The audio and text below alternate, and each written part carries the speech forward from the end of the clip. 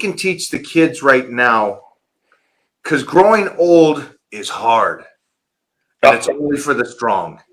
Yes. It really is. And I don't think they understand that. I think they think by surviving, that's growing old. That's not growing old. We're striving. Yeah. We're enjoying it. And that's so, it. I mean, geez Louise, I would love to walk around with a whole bunch of guys that look like you at 20. You know what I mean? And you're doing it at this. And you've been doing it at this. And so I hope they understand whatever little things they're doing now at 17, 18, 19, you being the heavyset kid, me being almost genetically modified from a family. Very true. Yes. You know, I was gonna say. But I had to, because I was a dumbass kid. I couldn't read or write or do anything. I had to do something. Brother, listen to this, man. I graduated college and major in theology, minor in philosophy. Okay. Now keep in mind. Keep in mind. I mean, it was a small Catholic school, so nobody was letting you off the hook, and I didn't have some scholarship that was pushing me through the grades. But here's the thing: just like you, I had whopping learning disabilities. I graduated college, didn't read a single fucking book, not because I didn't want to, because it was a waste of my time. I had to basically make sure that I took the notes. I had to make sure that if there was too much information in the books, I had to go to study groups to listen to people talk. But when it comes down to it, those disabilities that we had in the beginning, they were the best things that ever happened to us, because what I'm describing right there is I became a major problem solver during college. You put a problem in front of me, okay, I know what I can do and I know what I can't do. So I'm not going to get in line with everybody else and try to do it like they do it. I'm wheeling around. I'm coming from the backside because I know what my strengths are, and I'm going to solve the problem. Now, granted, of course, my learning disabilities, they carry on with you. It's not like you get to push a button and they go away. You learn to use these things, and they have the most powerful. I mean, if I wasn't OCD, I wouldn't be so comfortable doing sets of 35 on a squat. That, when you get deep into a set and it hurts, that repetition, you find a real comfortable spot when you're OCD, and so I totally agree with. I love it because I didn't know that about you. I didn't know that you were a little slow to start like I was. Yeah. I'm still slow. I'm still fucking slow, dude. I'm as dumb as a brick. So that being a question, I have done tons of studying on this, and just it amazes me on everybody that grew up with dyslexia. Yeah. But I also love the fact, I know for a fact, if I wasn't shoved into special ed classes, if I didn't start fighting all the time because I was in special ed, if I didn't have those in that time, I thought it was a downside, a fault. If I didn't have that, I would not be doing what I do now. I swear to God, I'd be just like an engineer, like my brothers, doing that stuff, working a 70-hour week, not liking my job. It's because of the disabilities was the greatest gift of my life. Brother, that's one of the things that people, they don't understand. They cry about, I got this, I got that. You got to look at that from the other side. I mean, the challenges in our life, the ones that that get put in front of us that we have no choice over, that we both had our learning disabilities. Those were the best things that ever happened to us. Hell, if I could have read nice and easily, I probably wouldn't have been working out my frustration in the gym. Do you think, because I sure do you think because we had to do this, and when he said earlier that he didn't read a book and go through college, you're like, oh, no, he had to read a book. No, believe it or not, it's an imbalance of IQ and reading and writing is the imbalance. And so what we had to do because of the imbalance is that we could figure out the entrance through the back door and how to learn without doing the typical stuff. And so that was the greatest thing about it. And I think that translated to my lifting because I sat there and I get that I had a great setup as a child, and I get everything that I was around, because when I started at 12, 13, 14, really getting crazy and competing, I thought the guys I was with were average Joes. I didn't know they were the strongest humans in the world. I didn't know Jeff Magruder was going to do 600 at 240. Doyle Kennedy, Doyle Furness.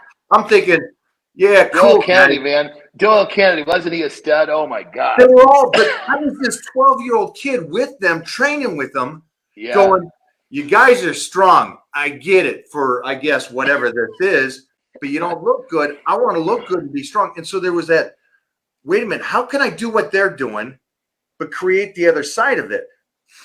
And so I think my reading in that learning disability helped me create something that power bodybuilding point. I got to do both. You can't do both. I'm going to do both.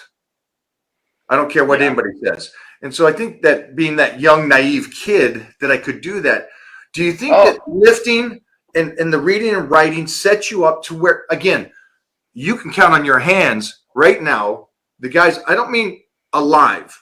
I mean relevantly incredible shape that we're looking at, not photoshopped, that are still doing what we're doing and relevant at this stage. So it's not a big number of people. It's a small stable of guys and girls that are doing this still at this level. And so what downside? I almost feel like it's Batman. Like he lost his parents at a very young age, so he had to overcome so much. But what did you overcome, and how did that translate to your lifting and consistently take you into the stage that you're in today? Everybody out there, every 20, 30-year-old goes, oh, I got time to get here. No, he's been jacked like this forever. So let's not do that. Yeah.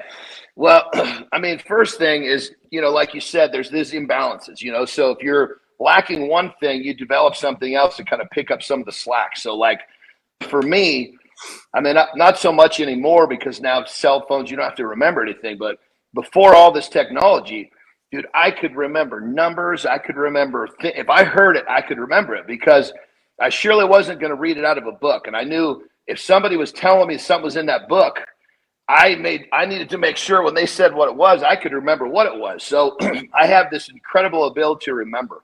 That was the first thing. But then really what comes along with all this is that I had to develop the ability to work until the job was done. Not because I was tired, not because I didn't feel well, not because I was hungry, not whatever it is. I had to work until the job was done. So now I got this thing in my head and, okay, you put a task in front of me, and I've done it to myself plenty of times where I'll say, okay, I got to get this done.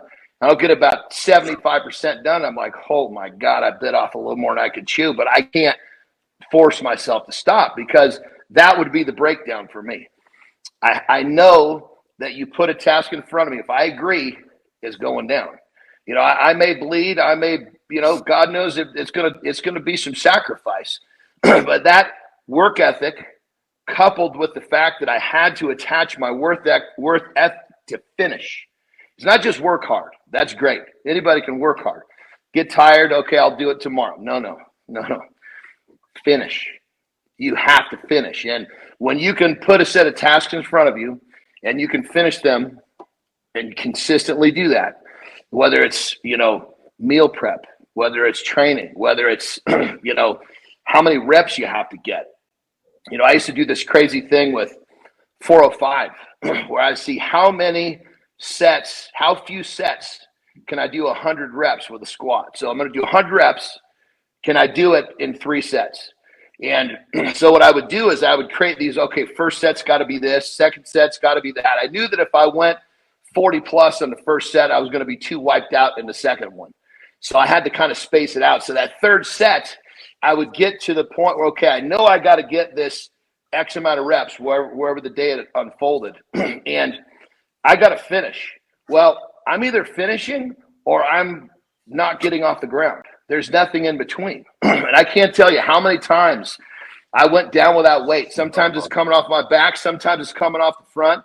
Sometimes I'm falling forward and hitting my head on the goddamn wall in front of me. But I wasn't, it because it was finish or die. There's no in between. We're okay going out with the boots on. Yeah. There's no way else to say that. We're both like, it's you're in that fight and it's either something's breaking or I'm winning. Yeah. Someone's dying or I'm winning. Here's the thing that I tell people all the time. Say, look, if you really want to learn to go to failure, it's a very, very simple way to do it. You put a weight on the bar, whatever, you get warmed up, and you walk it out. But you have zero intention of walking it in. You're going to crash. Okay, so if you're going to crash, you might as well crash with a lot more reps than if. I mean, I'd rather crash with 40 than 30. You know what I mean? So taking the fear out, everybody's afraid of failing because of the crash. Well, you crash enough times, you don't worry about that anymore. You know? Yeah. No, there was a Greek mythology, Milo, who was a child that carried a calf. And as he grew, the calf grew. I remember this. Yes. Yeah. So people don't realize, but that's how I came up with the birthday squats. And by the time I was 17, I would take the bar and just do my age. And every year I would do my age, knowing the fact when I get to 30, it'd have to be 30. When I get to 40, it'd have to be 40. When I get to 50, it'd have to be 50. Yep. One set, that's it. One fucking set, 315, and it's for a lifetime. I'll continue to do. And so it's interesting, and I don't train for it, and I know people have trained for it, but it's that same philosophy of we cool with doing the battle. It's what keeps us alive, honestly. I think 100%. Knowing that we get to do this keeps us alive. Well, tell me if you agree with this, brother. It's really, we're living for the battle. It's sometimes you know you're not going to win every battle, because really, I like to lay it like this: it's a war, but every day you get a chance to fight another battle. Sometimes the battle is to not go train because you know you need the rest, but every day you got a battle. Yeah. Well, we live for the battle because it's just that whole. Now, granted, I like the battle when I get to go to the gym far better than when I got to have the discipline not to go.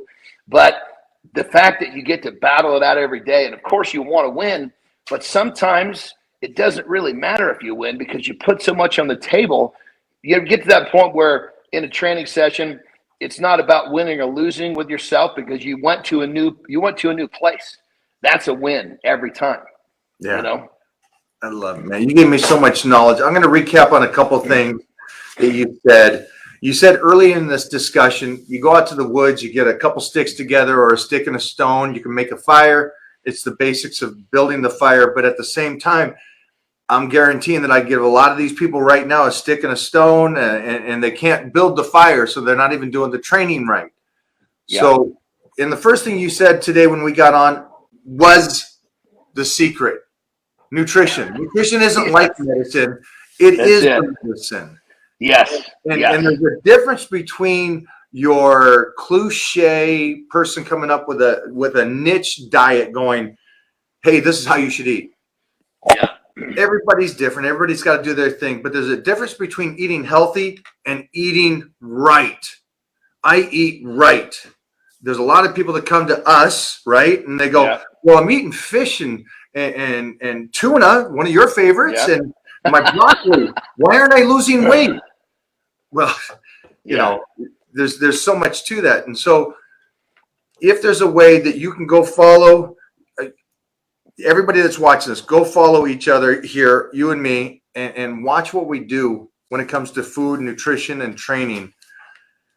We're taking the stick and the stone and we're actually building the fire. Yes. There's millions of people have said you can go into a gym and do arm curls. I love that Arnold said it. Can you go into the gym, do arm curls, and get nothing from it? 100%. Yeah. And so obviously that's been your problem because you have so little arms and no triceps. And I freaking love that he has his Christmas tree up still. Yes, listen, brother. I always keep my Christmas tree up through January, right? But this year I have a grandson for this Christmas, which is really awesome. So I've all girls, but I finally have a boy, and he's my grandson, which is amazing. How old? So he just 15, 16 months. You know, it's just a little guy. Oh yeah. I mean, just figuring out how to scream. You know, so all of the. So I told my wife, I said, listen, if we got to leave it up an extra couple months so he can come to the house and he can get that big present and open it up, he won't remember. But I believe that stuff kind of implants in their DNA, you know?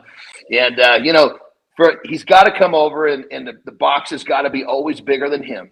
Because, I mean, when you're little, this is what it's all about. This is the magic, you know? I mean, Christmas, and it's a magical thing if you actually if you set it up right for a youngster. There's no better thing than Christmas.